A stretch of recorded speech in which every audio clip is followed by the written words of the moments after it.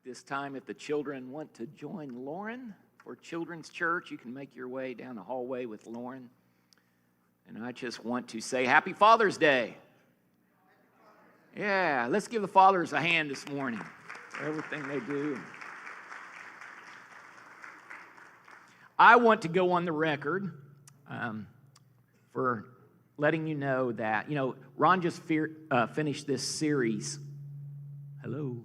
Ron just finished the series on women of the Bible. And if you remember, if you go back, he started that series on Mother's Day, right? So notice that he got the Mother's Day message. I get the Father's Day message because, now, those of you who have attended church for a long time, especially guys, hone in with me here, all right? On Mother's Day, it's like, the mother, aren't the mothers great? There's nothing like the love of a mother. On Father's Day, it's like, guys, it's time to step up to the plate. We need to do better, all right? Pretty much truth, right? Well, and that's the way it's going to be today as well. So thank you, Ron. Ron and Stacy are traveling, so keep them in your prayers as they're on vacation right now. The series is called Dadication. And the thought behind the Dadication, of course, there's if you've seen commercials, there's some marketing out there on Dadication right now. And we took that because we want to talk for it's going to be a 3-week series, but we want to talk about the dedication of a father and the dedication that dad should have. The title of my message this morning, Big Daddy, actually goes way back, probably 30 years ago. I can remember a sermon by Jensen Franklin that was called Big Daddy, and I tried to find that on, it's so old, I couldn't find it online. I couldn't, through any of his stuff or anything. But I can remember back when that I did have, I think, some, CDs, cassette tapes, that type of thing. But anyway, I had some notes, and so I want to give him credit for the sermon topic this morning because that's where the term Big Daddy comes from. If you want to get started with us, we're going to be in the book of Malachi, the last book of the Old Testament, and we're going to study the verses 5 and 6 from Malachi chapter 4 in our discussion today. That reads, "Look, I'm going to send you Elijah the prophet before that great and awesome day of the Lord comes. And he will turn the hearts of the fathers to their children and the hearts of the children to their fathers. Otherwise, I will come and strike the land with a curse." May the Lord add his blessing to the reading of his scripture. First point on your outline today is this: the current picture of fatherhood in America is bleak. Statistically, what we're facing right now in America could be what continues to rot and destroy our nation. America is what it is today because of great families and great people who put a lot of time and effort into building the nation that we currently have. But here are the facts. The World War II generation has been dying at the rate of 1,500 deaths per day. That's over 500,000 people every year dying off. We baby boomers are getting older and retiring, starting to get completely out of the workforce. And that means the control of America is now in the hands of the Generation Xers and the millennials.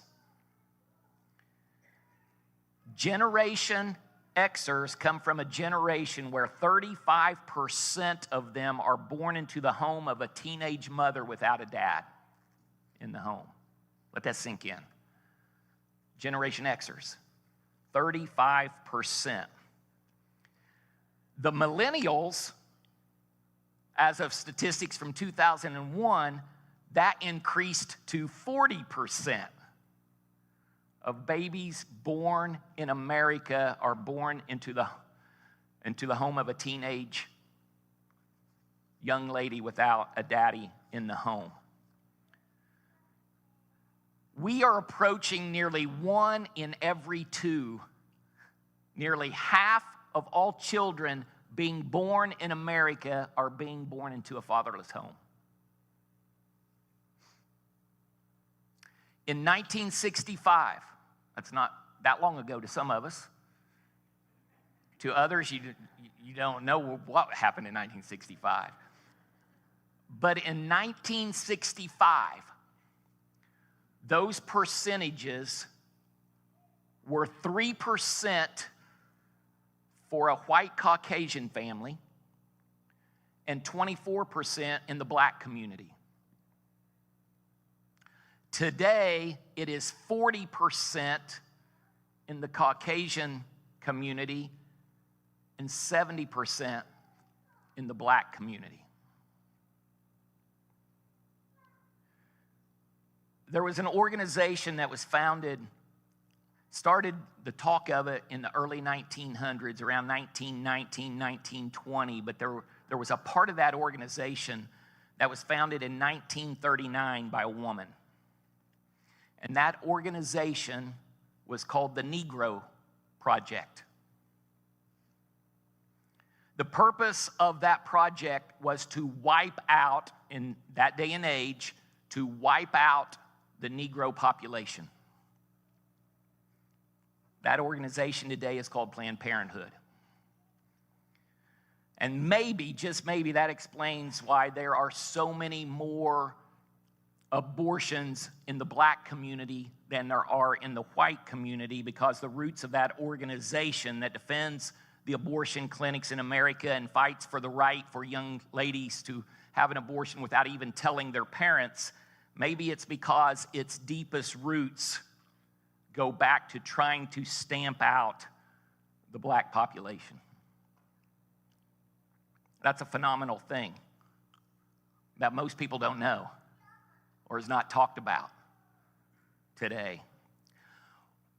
We will not be the nation that we have been for all these years if half of our nation continues to be born into families without a dad in their homes or in their lives. And think about what I'm saying. Half of our nation being raised in fatherless homes. And there may be some of you in here today, I'm a very blessed individual. My mom and dad sit here in front of me, sorry Mom, I'm going to tell your age, at the age of, 86 now, and raised me in the church, and I'm a very blessed individual. Maybe you're sitting in here today and you didn't have that blessing in your lives. Maybe you're sitting in here today and your father wasn't in your life. I want you to know and understand something this morning. You did not come from your parents.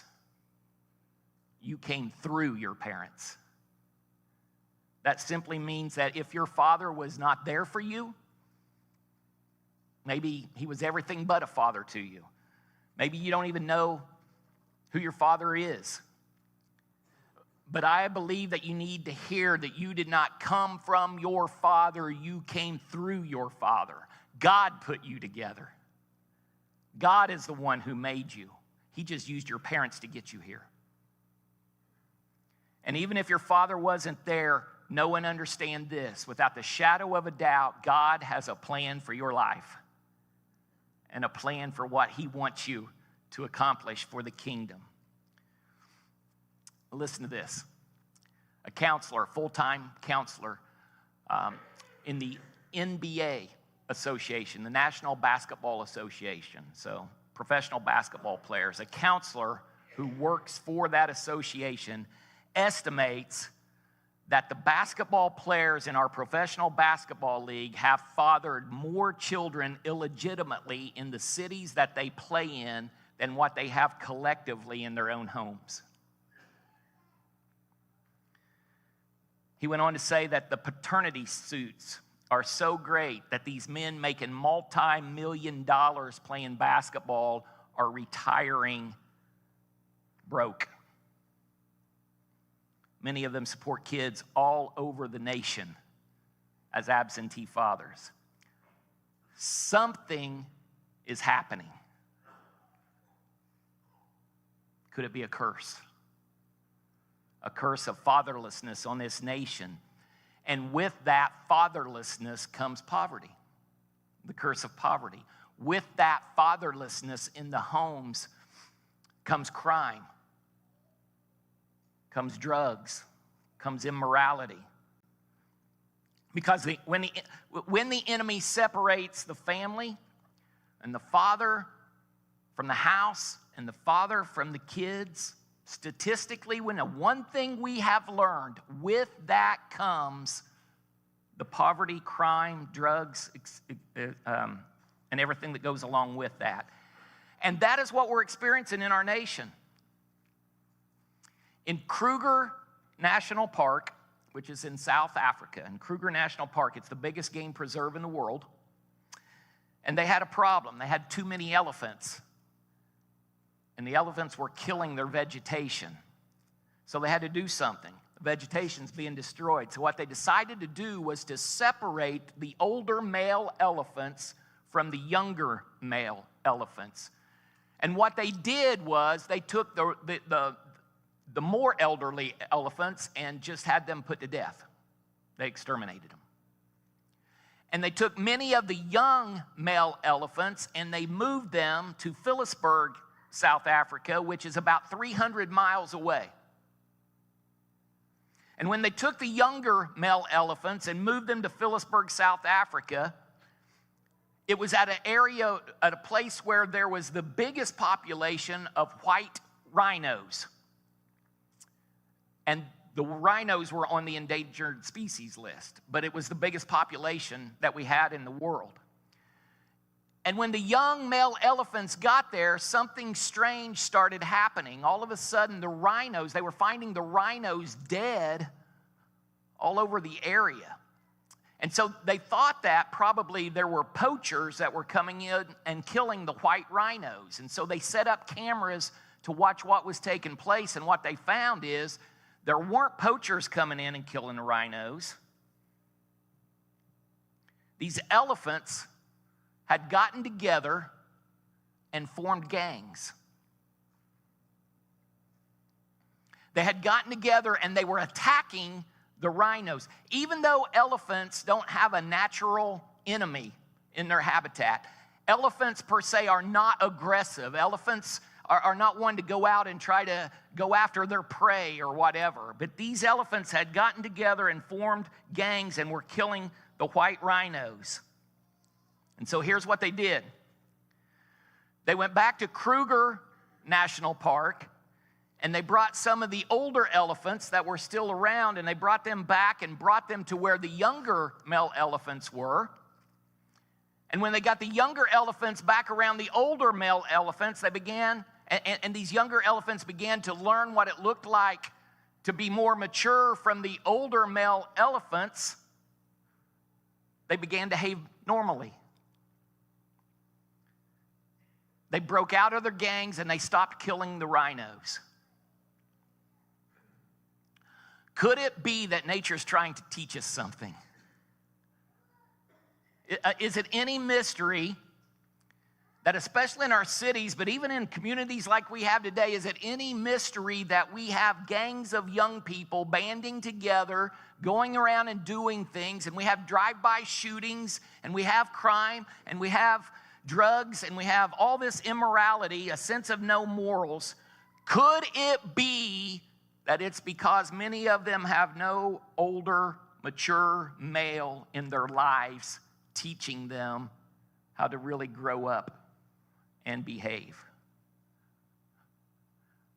Maybe, just maybe, the answer is to turn the hearts of the fathers back to the children.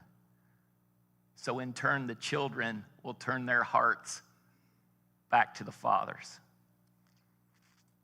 Because then we can have a healing in this nation. The second point I want to leave you with today is a father doesn't require performance from his children before he shows them love. Or at least he shouldn't. And you might think, that's a small point. That's not that big of a deal, but it is.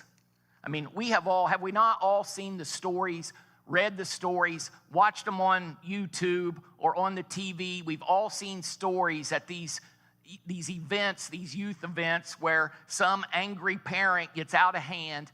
I remember a few years back of watching the trial of a man at a hockey game, his son's hockey game, who after the hockey game pulled the referee aside and actually physically beat him to death in front of all these youth over a call that he didn't like. And we see it at baseball games, we see it at basketball games, you read about it and hear about it all the time. And what we have is we have a generation of parents who are kind of angry parents trying to build Olympic champions out of average children who ought to be loved for just being on the level that they are. You see, a father doesn't require the performance from his children before he shows them how much he loves them. Let me give you a good example. God the Father. Jesus comes up out of the water and he's just been baptized.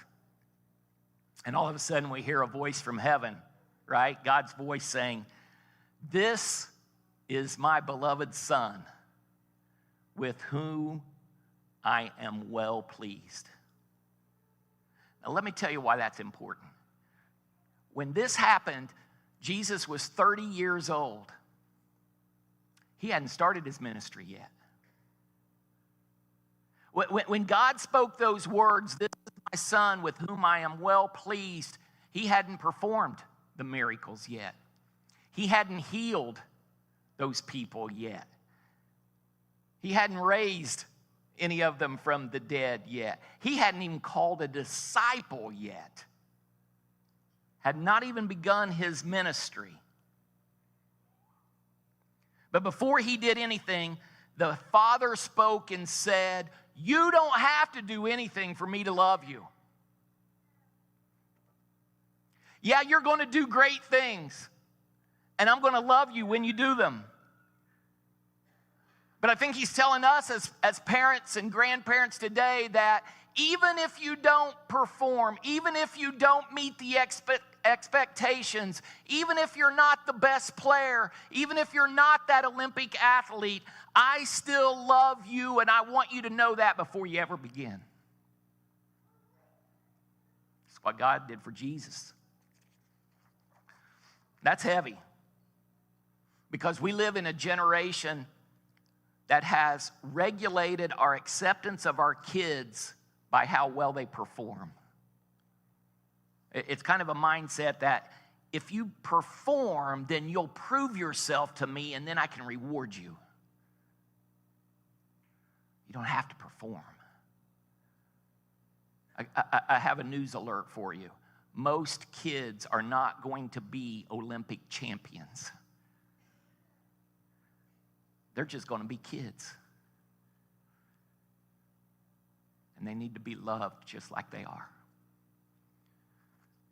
I'm enjoying a whole new round of attending these T-ball games and the little softball games, little baseball games. And you know, you stand there and you watch and you observe, and some of them have their glove upside down, and some of them are over playing in the dirt. And, I mean, they don't have a clue, right? They don't have a clue of what's going on.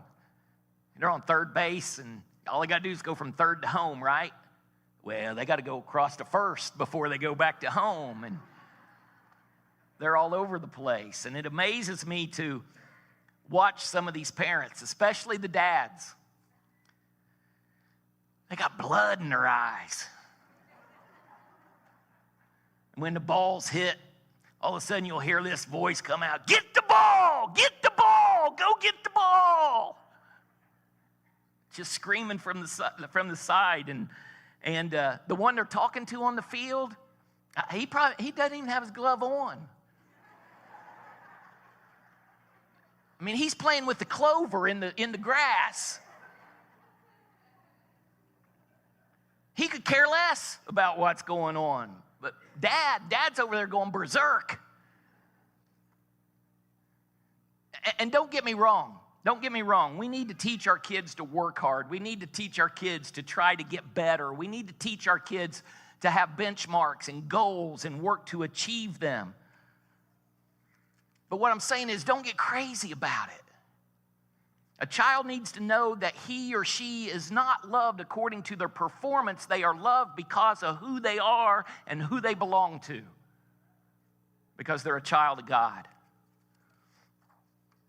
That's why when Jesus was in the wilderness, Satan came to him to tempt him and say, if you are the Son of God, turn these stones into bread.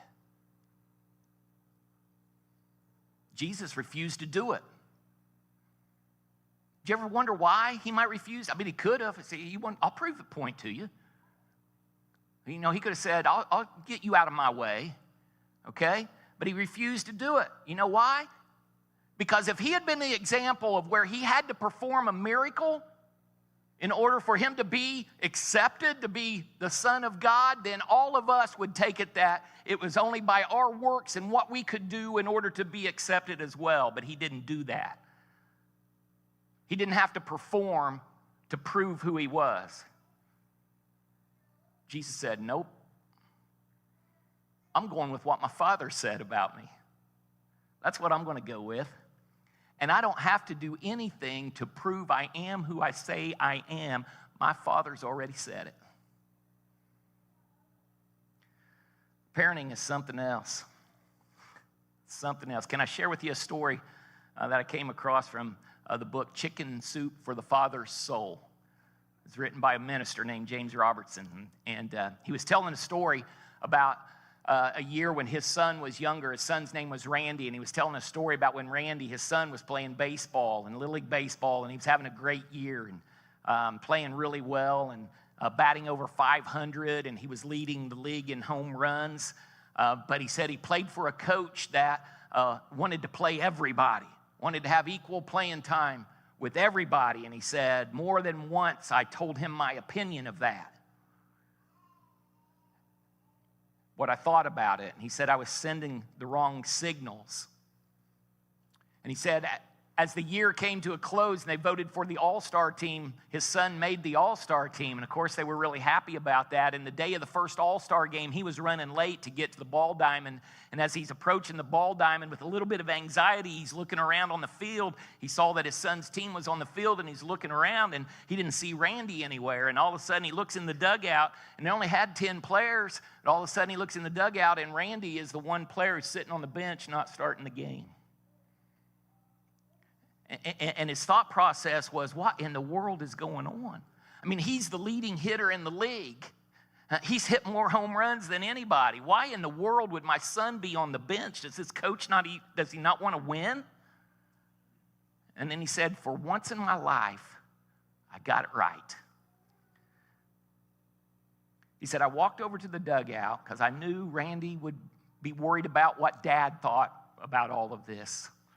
He said, I walked to the dugout and I leaned into the dugout and I told Randy, he said, I want you to know that Dad is just as proud of you sitting on this bench as I would be if you were starting third base and hitting home runs. There's one thing that you need to do is just be my son. You don't have to do anything to prove anything to me. You are my son, and I'm proud of you. And you've got my approval 100%. And he said tears filled the little boy's eyes, his son's eyes. And he said, somehow I knew that I had touched a chord. That's powerful. Can I get an amen? Yeah, absolutely. The third takeaway today is this: parenting is hard. Parenting is hard. I thought this week, although, what can I come up with to talk about parenting and what parenting is like? And what I came up with was, think about the time, think back when you were helping to teach your kids how to ride a bike. Everybody remember those days of trying to teach them how to ride a bike? And then you come to the time when it's time to take the training wheels off, right? And you take the training wheels off and you're helping them go, and what do they say? Don't let go, Daddy. Don't let go. Don't let go, Daddy. Right? And if you're like me, I would put one hand on the handlebars and one hand on the back of the seat. And, we'd start real slow, and then you get going quicker, and then you're kind of going at a pace where you can't run anymore, right? And you do that, and all along the way, they're saying, don't let go, Daddy. Don't let go. Even as you ran beside him. And then you got to the point where you could tell something was changing. Something was evolving. And finally, it had come to that moment when the kids knew that they were ready. And they were ready to go. And all of a sudden, it's like, let go, Daddy. Let go. And I thought, that's really what parenting's like. Knowing when to hold on to them. Knowing how much leash you can give. And knowing when to let them have their independence. And for my kids, now, of course, they're grown and they're experiencing being parents themselves, and they're living out their gifts and talents in doing that. And I've been blessed to release them into their futures, but to let go, never. Because, see, a daddy who really loves his children will never let them go. I might release them right on their own, but I'll be there right behind them when they fall to help pick them back up. But I got to tell you, I'm really enjoying this front row seat of being the grandparent, watching the kids raise my grandkids. I mean, to hear the conversation and hear them say things, when they're complaining about my grandkids, and they're saying things like, yeah, they know how to get the clothes out of the closet, but they don't know how to put the clothes back into the closet. They know how to get the milk out, but they don't know how it goes back in to the refrigerator. They know how to find the snack drawer and take the last little Debbie out of the box, but they don't know how to put the box into the trash can. They know how to take a shower, but they don't know how to pick up their clothes in that wet towel on the floor that's on the floor in my house. Some of you can relate, I can tell. When our kids were growing up, I had the opportunity to be a consultant to do some work for a company called the Wildey Center out of Louisville, Kentucky. It was we worked on school reform, and we'd go in and help school districts, school corporations try to reform their schools and get better and that type of thing. And with that came a lot of travel, and I had the opportunity to go to a lot of cities around the country and share and talk in front of a lot of educators. And every once in a while, Sandy'd get the opportunity to travel with me, so we kind of use that as like a little getaway, little vacation sometimes. And there were times where we could not wait to get away, just for a weekend or so, by ourselves. And it was every time. It's like, man, I can't wait to get away, go leave the kids with the grandparents at that point in time and so forth. Never failed. We'd check into our hotel room and maybe be, even just relaxing, sitting in a chair, lying on the bed, and within 24 hours, it was like, oh, I wonder what the kids are doing. Need to get back home to the kids, right? Right? Why is that they can drive you crazy when you're around them, but as soon as you get away from them, you can't stand it, and you have to get right back to them? And then we get back, and we wouldn't notice their cute little faces. All of a sudden, we would notice all the stuff that's laying on the floor and the mess that's not cleaned up. And any of you know what I'm talking about? Yeah? Been there, haven't you? Well, sometimes if we're not careful as parents, we'll major on things that are important, but they're not the most important. They're not the biggest things that we need to be doing as parents and as daddies. I recently read a story. Maybe you saw it because I think it went across Facebook as well. And I know you all believe in faith. I mean, that's like outside of the Bible, it's the next best thing. But anyway, this story was between a father and his son. And it kind of went like this. The son said, "Daddy, may I ask you a question?" And the daddy said, "Sure, son, what is it?" And the son said, "Daddy, how much money do you make an hour?" And the dad said, "Well, that's none of your business. Why would you ask such a thing?" And the son said, "Well, I just want to know, please tell me, Daddy, how much money you make in an hour?" And finally, the dad said, "Well, if you must know, I make $100 an hour." And the little boy said, "Oh," and put his head down. And then a few seconds later, he raised it back up and he said, "Daddy, may I borrow $50? Yeah, right? And the father was furious. He said, "If the only reason you ask is so that you can borrow money to buy some silly toy or other nonsense, then just march yourself right upstairs to your room and go to bed. Think about why you're being so selfish. I work hard for the money, and I don't need this childish behavior." So the little boy quietly went to his room, and he shut the door. And the man sat down, and he started to get even angrier the more he thought about it. And he said, how dare he ask such questions, only to get some money? But after about an hour or so, and he'd calmed down a little bit, he started to think, well, maybe there really was something that he needed that money for. I mean, he didn't ask for money often. And the man went to the door of the little boy's room, and he opened the door, and the dad said, "Son, are you asleep?" And the son said, "No, Daddy, I'm awake." And the dad said, "I've been thinking, maybe I was too hard on you. It's been a long day, and I took my aggravation out on you. Here's the $50 that you asked for." And the little boy sat straight up and started smiling. He said, "Oh, thank you, Daddy."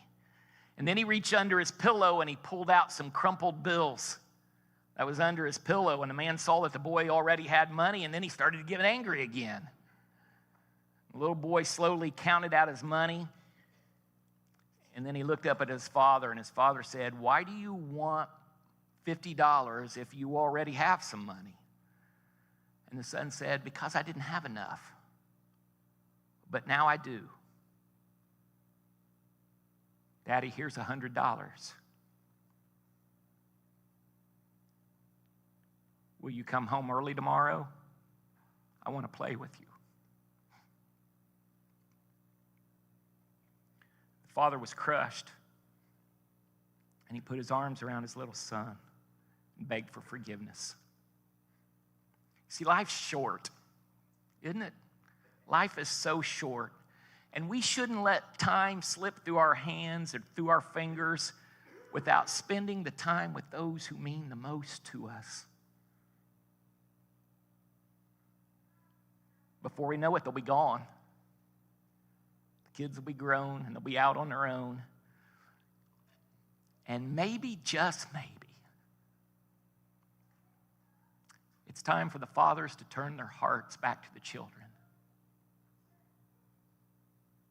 And God says then the children will turn their hearts back to the fathers.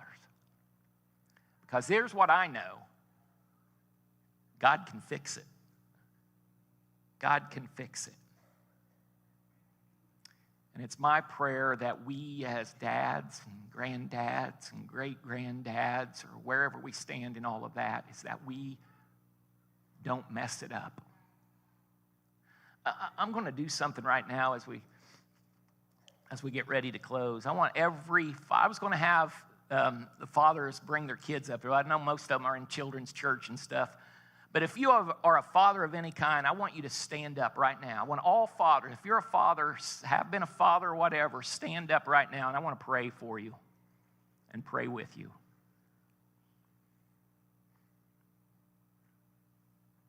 As you're getting ready for that, I might just leave you with this. I didn't know I was going to say this, but as I look, down here, I'll be 62 next week. And like I said, Dad's 86. I still go to him for advice. I think of the conversations that over the years, calling for advice, calling with excitement of something that's happened in my life and wanting to share it.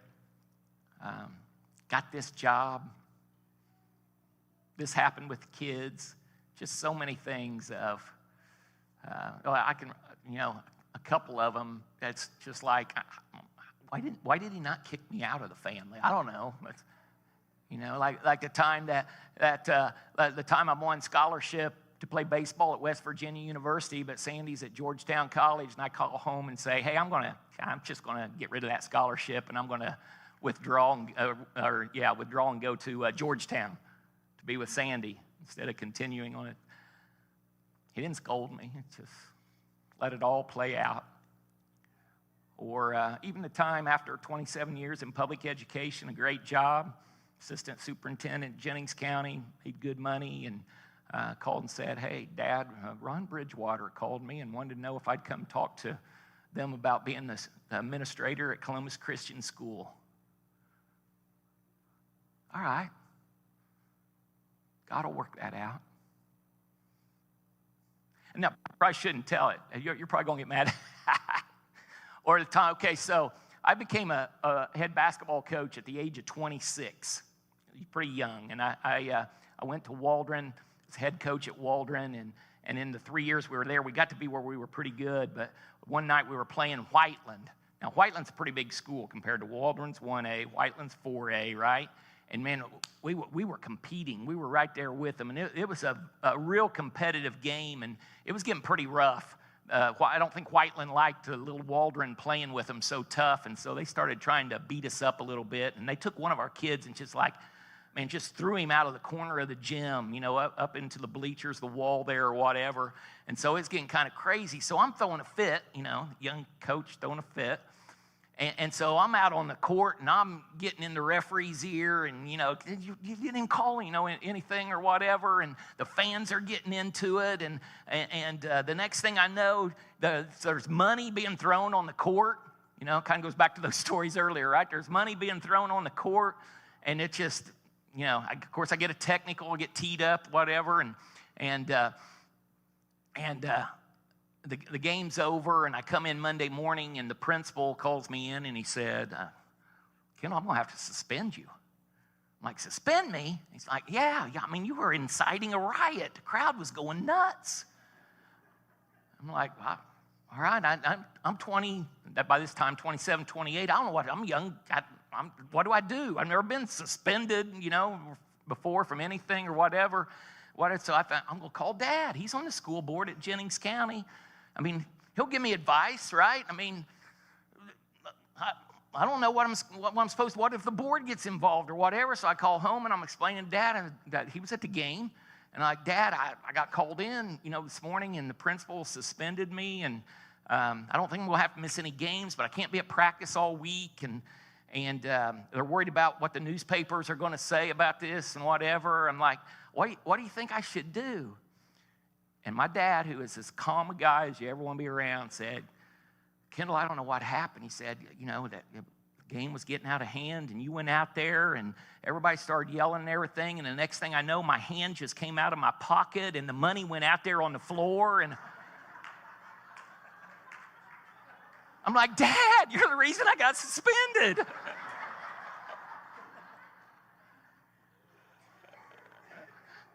That's a true story, by the way. That's a true story. But here's my point. There's not enough money in the world that could ever buy those conversations.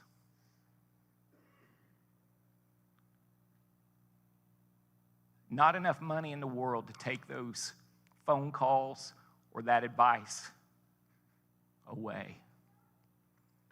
So fathers, dads, granddads, great-granddads, I just want to pray with you right now. Would you join me in prayer? God, life is short. And we have a tremendous responsibility with these children and grandchildren. Lord, don't let us mess it up. Help us to not focus on things that won't mean a whole lot when we get old and gray-haired. But Lord, help us to take time to raise our kids in the way of the Lord. And Father, I want to thank you right now for these men who are standing up before you. Speak to their hearts. Maybe rearrange their priorities. Do something today that brings the father's hearts back to the children and the children's hearts back to the fathers. And Lord, I pray if there's been hurt, heal it. I pray if there's been division, Lord, please heal it.